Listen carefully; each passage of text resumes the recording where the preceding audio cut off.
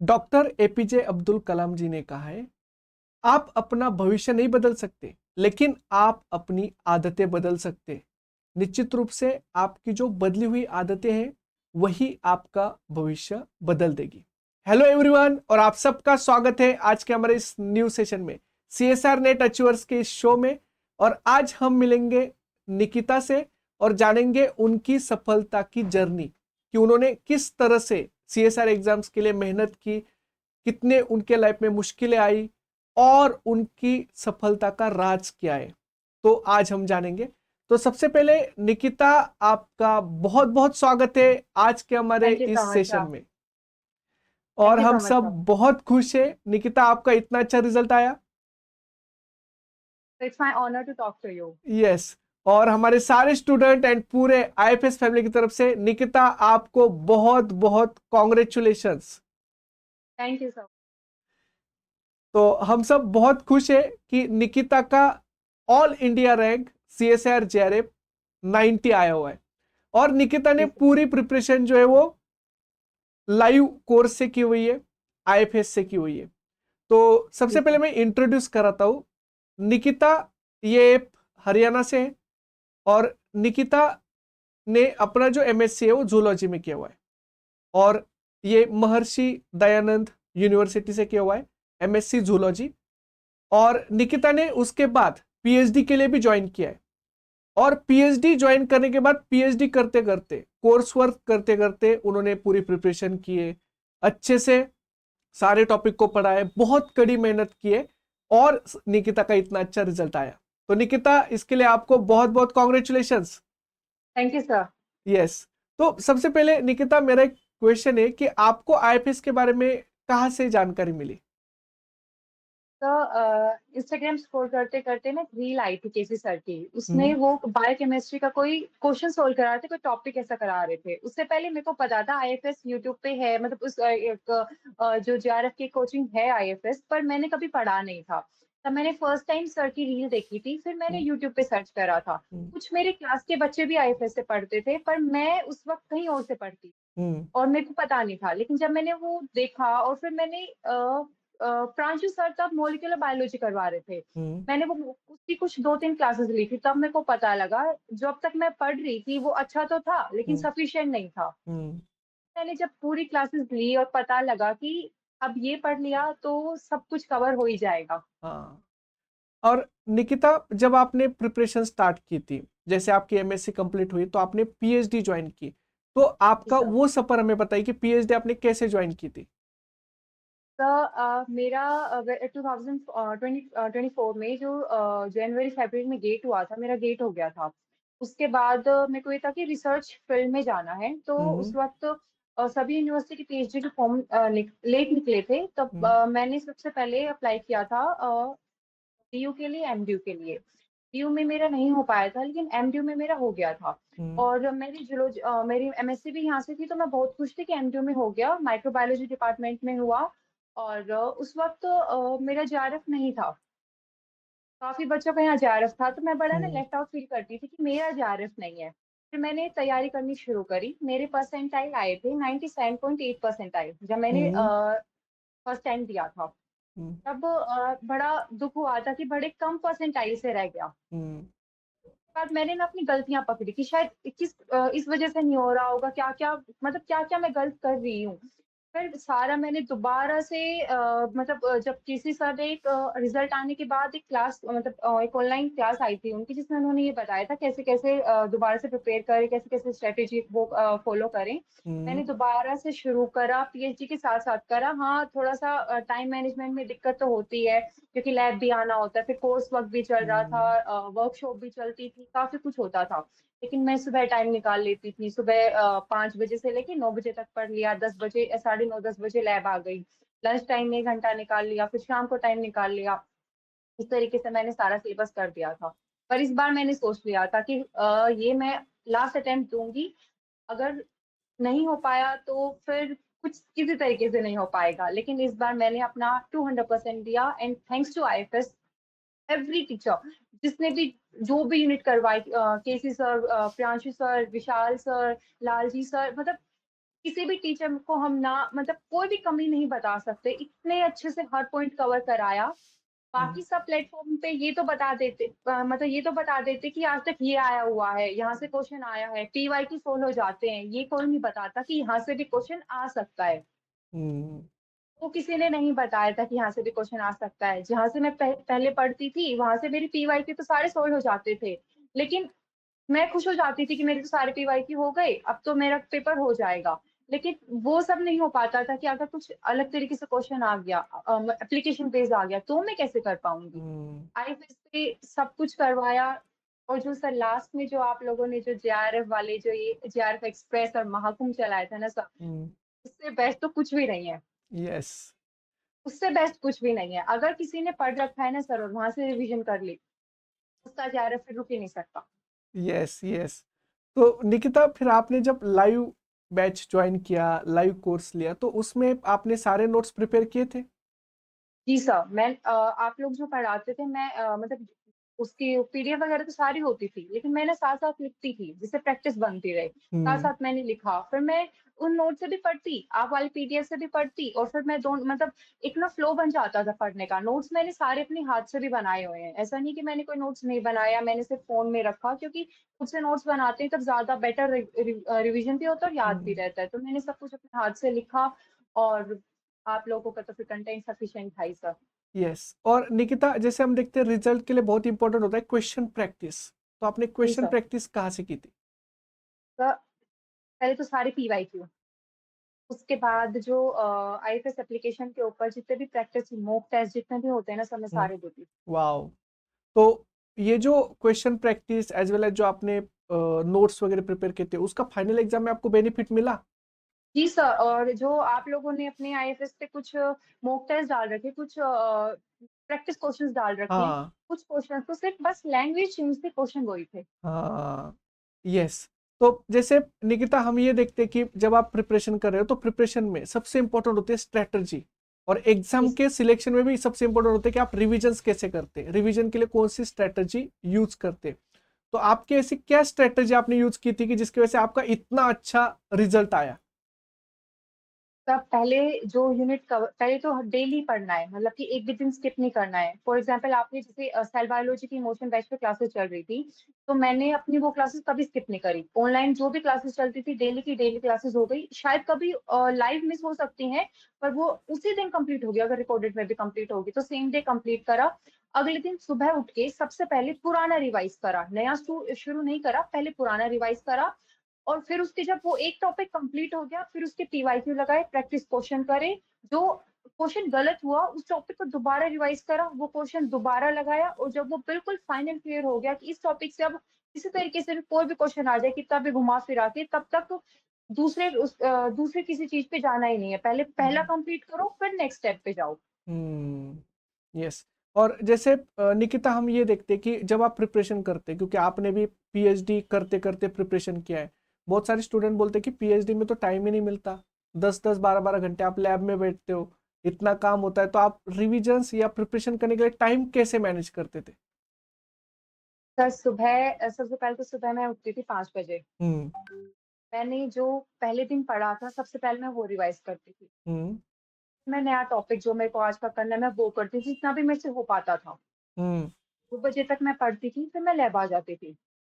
बीच का 1 घंटा lunch time मिलता था, मैं दोबारा से पढ़ लेती थी, अपना टॉपिक कवर कर लेती थी। शाम के 5 बजे तक लैब होती थी। उसके बाद मेरे पास पूरी रात है, मेरे पास उसमें मेरे को पढ़ना सोना दोनों है। तो हम्म, मैंने अपने थोड़े स्लीप आवर कम करे, जहाँ 7 घंटे की नींद होती थी वहां मैंने उसको पहले 5 घंटे पे लेके आई थी मैं, और लास्ट लास्ट में तो सर वो 4 घंटा हो गई थी। हम्म, हाँ, टाइम मतलब मैनेजमेंट करना दिक्कत है, बट ऐसा नहीं है कि टाइम नहीं निकाल सकते, अपने हाथ में ही है। वो आपको देखना है, आप किस तरीके से निकाल सकते हो, कितना स्मार्ट वर्क आप कर सकते हो। यस। और जैसे निकिता, हम देखते हैं कि जब स्टूडेंट प्रिपेयर करते हैं तो बहुत बार डिमोटिवेशन आता है, डिप्रेशन जैसा लगता है, और पढ़ाई नहीं होती है, निगेटिविटी आती है। तब सबसे इंपॉर्टेंट होता है कि आपको मोटिवेशन चाहिए। तो आपका मोटिवेशन, मतलब आपका मोटिवेशन का सोर्स क्या था कि जिससे आप हमेशा मोटिवेटेड रहते थे? मेरी मम्मी। वाओ। जी सर, वो हमेशा एक ही बात कहती थी कि फेलियर मतलब सक्सेस से तो हम यही सीख पाते हैं कि ठीक है हम्म, इस तरीके से आप सक्सेसफुल बन सकते हो। लेकिन फेलियर आपको ये सिखाता है कि ये गलती नहीं करनी है, इससे आप रुक सकते हम्म। हो। तो अगर फर्स्ट टाइम में नहीं हुआ है, सेकंड टाइम में नहीं हुआ है, तो कोई बात नहीं, थर्ड टाइम में और अच्छे से ही होगा तो। हम्म। सर सबसे मेन बात तो है कि देखो सारे टीचर्स अच्छा पढ़ाते हैं, लेकिन आईएफएस पे सारे टीचर ना बीच में जिस तरीके से हंस के मोटिवेट करते हैं, स्पेशली यू जिस तरीके से आप हाँ बीच में हंसते थे, छोटी छोटी बातों पे भी हमेशा मजाक करते थे ना, उससे हाँ ना एक वो बर्डन फील नहीं होता है, क्लास में हाँ। बोर नहीं होते हैं वो। क्लास से 2 घंटे की 3 घंटे की वो कब खत्म होगी ना पता नहीं लगता है। यस। और आपने सारे लाइव कोर्स एंजॉय किया पूरा? जी सर, मैंने लास्ट की जो आपने जो सीरीज निकाली थी ना सर, हाँ हाँ। मेरा एक ही टारगेट था कि सब कुछ छूट सकता है, खाना नींद सब कुछ, हम्म, ये क्लासेस नहीं छूटनी चाहिए। हाँ यस यस। तो आपने मतलब जो JRF express, Mahakumbh as well as हाँ जो हमारे कुम अंतिम वार आखिरी बार थे, तो उन सेशन से आपको फाइनल एग्जाम में बेनिफिट मिला?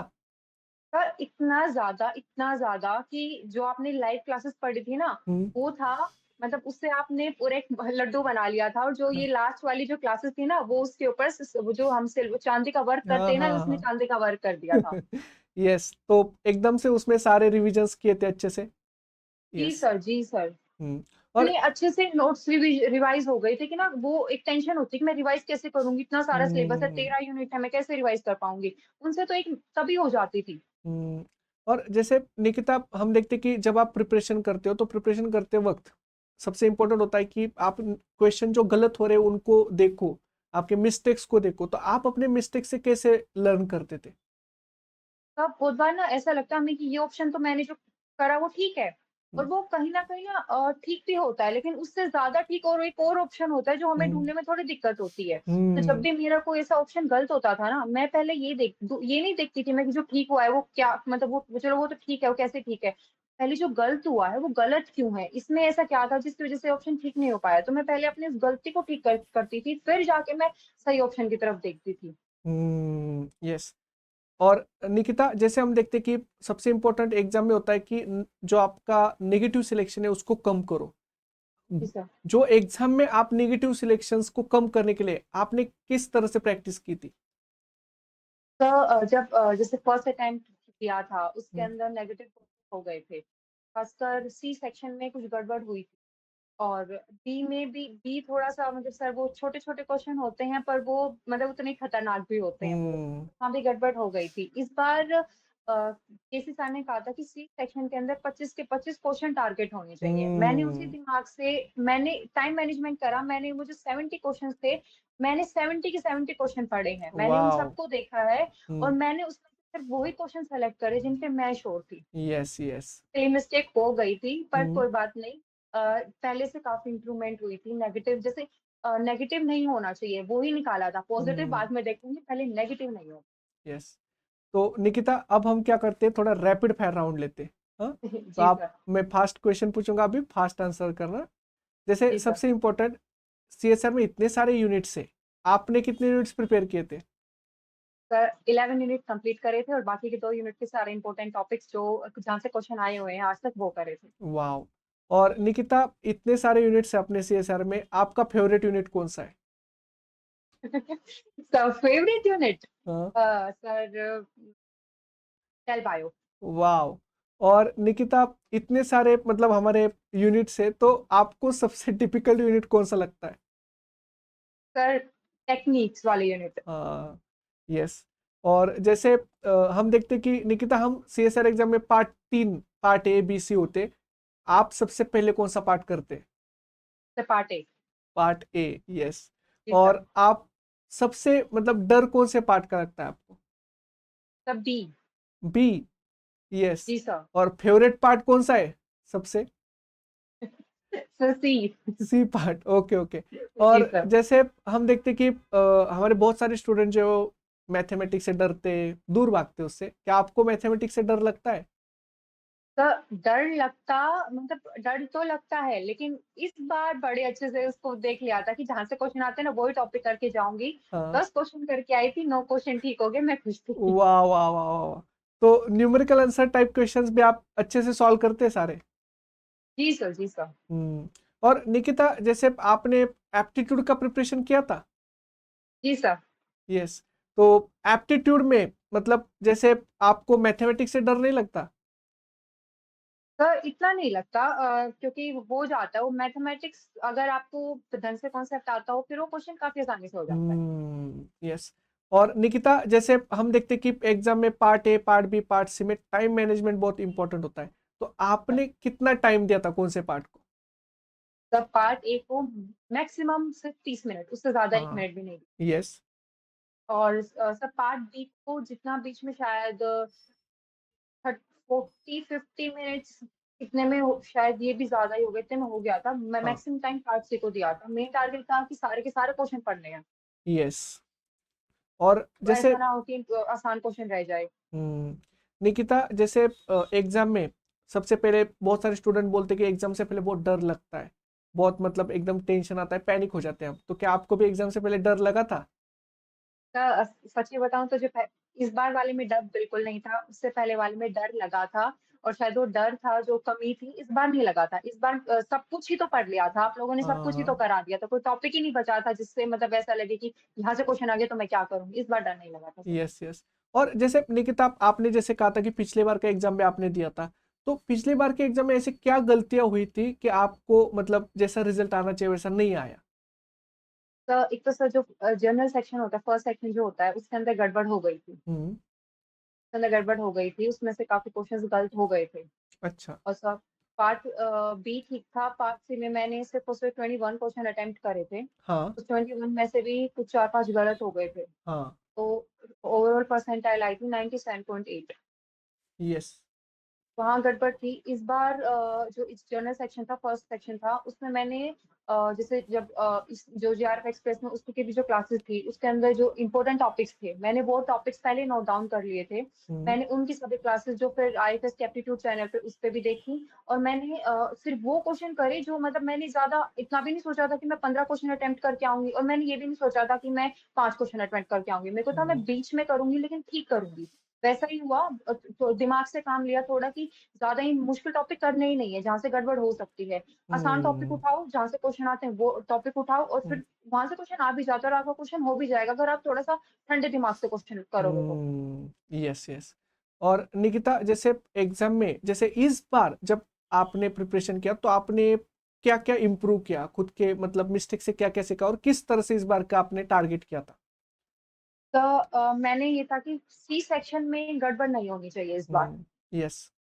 सी सेक्शन सबसे बेस्ट सेक्शन होना चाहिए क्योंकि वो सेक्शन ही आपको ऊपर और नीचे कर देता है। हम्म।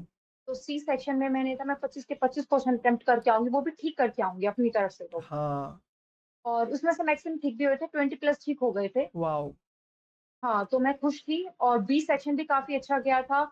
ए सेक्शन ने इस बार मेरे को काफी मतलब ऊपर ले आया। ए सेक्शन क्योंकि वो सेक्शन हमेशा मेरे को नीचे कर देता था, इस हम्म। बार वो उसको नीचे नहीं कर पाया। इस बार मैं वाह, उससे ऊपर वाह, हो गई। वाह, वाह। यस। और निकिता, जैसे हम देखते हैं कि एग्जाम में जब आप प्रिपेयर करते हो तो सबसे इंपॉर्टेंट होता है कंसिस्टेंसी, की कंटिन्यूसली कंसिस्टेंसी को मेंटेन करें। तो आपने कंसिस्टेंसी को कैसे मेंटेन किया? तो अपने आप को ये समझाया था कि बार बार मतलब जीरो से स्टार्ट करना बहुत मुश्किल होता है। हम्म। तो आप मतलब नहीं हो पाता, फिर से सेम बुक उठाना और फिर से सेम सिलेबस करना बड़ा हेक्टिक लगता है। इस बार अपने आप को समझा के रखा था डेली पढ़ना है, एक भी दिन स्किप नहीं करना है। कुछ भी हो, अगर रोना भी आ रहा है तो रोते रोते पढ़ लेना है, लेकिन पढ़ना जरूर है। Yes, yes. और पढ़ना जरूर है। नींद आ रही है तब भी क्लासेस लेके सोना है। यस, यस, ये डेडिकेशन और हार्ड वर्क। यस। और निकिता, जैसे हम देखते हैं कि अगला एग्जाम में भी जुलाई अगस्त में हो सकता है, हमारे बहुत सारे यूट्यूब के लाइव के भी स्टूडेंट प्रिपेयर कर रहे हैं, क्लास के भी स्टूडेंट प्रिपेयर कर रहे हैं। तो आप उनको ऐसी क्या स्ट्रेटेजी बताओगे कि उन्होंने वो फॉलो करे कि जिससे आपकी तरह ही उनका इतना अच्छा रिजल्ट आ जाए? तो सबसे पहले तो इसे हर प्लेटफॉर्म पे जाने की जरूरत नहीं है। अगर आप आईएफएस से पढ़ रहे हो तो वो आपके लिए मोर देन इनफ है। सिर्फ यहीं से पढ़ो, टीचर की एडवाइस को फॉलो करो, डेली का काम डेली करो। तो ऐसा ये मत सोचो कि कल कर लूंगा, फिर ना इतना ज्यादा बर्डन हो जाता है, वो कभी पूरा नहीं हो पाता है। हम्म। क्वेश्चन प्रैक्टिस करो, थोड़ा सा यूनिट्स को लिंक अप करने की ट्राई करो। ऐसा मत सोचो कि सिर्फ सेल बायोलॉजी पढ़ ली तो उसको सेल सिग्नलिंग से कनेक्ट नहीं करना है। Cell biology, hmm cell signalling, डेल बायो, मॉलिक्यूलर बायो सबको आपस में कनेक्ट करो। ये टॉपिक कहाँ पढ़ा था उसको याद करो कि अच्छा ये तो मैंने सेल सिग्नलिंग में पढ़ा था, वहां भी पढ़ा था। फिर क्वेश्चन आराम से हो जाएंगे। हर क्वेश्चन को एप्लीकेशन पे, जो भी एप्लीकेशन बेस्ड आते हैं, टेक्निक वाली यूनिट जरूर करो, क्योंकि वहां अगर वो यूनिट कर लिया आपने तो आपकी बाकी की यूनिट के इतने सारे क्वेश्चन तो आपके बन जाते हैं। यस यूनिट को करो, और कोई भी यूनिट ना मुश्किल नहीं है। सर मेरे को बायोकेमिस्ट्री से इतना डर लगता था, मैं उसका ना सिर्फ और सिर्फ एंजाइम वाला पोर्शन और जो है ना कार्बोहाइड्रेट का छोटा पोर्शन है, लिपिड हम्म का है, प्रोटीन का, सिर्फ इतना करके जाती थी। हम्म इसी सर ने जिस तरीके से बायोकेमिस्ट्री को ऐसा इतना स्मूथ बनाया ना, मैं अब बायोकेमिस्ट्री का कोई भी टॉपिक छोड़ के नहीं गई। बायोकेमिस्ट्री का एक भी क्वेश्चन गलत नहीं हुआ, न्यूमेरिकल तक वाओ ठीक हुआ है, कुछ दिक्कत ही नहीं हुई थी। वाओ और जो भी पढ़ा रहे हैं वो करो बस। यस यस और निकिता जैसे आपका इतना अच्छा गेट का भी रिजल्ट आया है, आपका इतना अच्छा सीएसआर का रिजल्ट आया है, तो अब आपका ड्रीम क्या है? अब आप फ्यूचर में आप क्या करेंगे? तो फिलहाल तो रिसर्च फील्ड में जाने का ही वो है कि यस मतलब पीएचडी शुरुआत हुई है, हम्म तो पीएचडी अच्छे से करनी है। यस तो पीएचडी अच्छे से करनी है, उसके बाद सब उसके बाद भगवान जी देख लेंगे। हाँ यस तो पीएचडी तो आपको बहुत अच्छे से हो जाएगी अभी। यस जी सर। तो निकिता आपने इतना अच्छे से हमारे स्टूडेंट को गाइड किया, इतना अच्छे से आपने अपनी स्ट्रेटेजीज बताई और इतना अच्छे से मोटिवेट किया, तो हमारे सारे स्टूडेंट को ये आपकी स्ट्रेटेजीज बहुत हेल्पफुल रहेगी और उनको इनका बहुत हेल्प मिलेगा। तो निकिता इसके लिए हमारे सारे स्टूडेंट और पूरे आईएफएस फैमिली की तरफ से बहुत बहुत धन्यवाद। सर थैंक यू आप सबका कि मेरे को आपके आईएफएस के बारे में पता लगा, आपने पढ़ाया। प्रांशु सर, विशाल सर, केसी सर, लालजी सर, जितने भी टीचर हैं सर, सबने इतना बेस्ट पढ़ाया, इतना बेस्ट पढ़ाया है। सारी series, live session, Mahakumbh, JRF express, exam mapping, सब कुछ इतना बेस्ट था कि कहीं नहीं हो सकता। यस बाकी बाकी सभी प्लेटफॉर्म का लाइव कोर्स और आपके सिर्फ और सिर्फ लास्ट के जो 3 भी थे ना, वो उनसे भी ज्यादा थे सर। हम्म और उसके साथ जैसे आपने इतना मेहनत किया है निकिता, इतने अच्छे से डेडिकेशन के साथ वर्क किया है और आपके ये अचीवमेंट बहुत बिग अचीवमेंट है, तो इसके लिए हमारे सारे स्टूडेंट और पूरे आईपीएस फैमिली की तरफ से बहुत बहुत congratulations. Thank you so much हम सर। बहुत खुश है कि निकिता आपका इतना अच्छा रिजल्ट आया है and wish you thank you all so the much sir. Best for your future journey. जी sir. Yes so thank you so much. Thank you so much.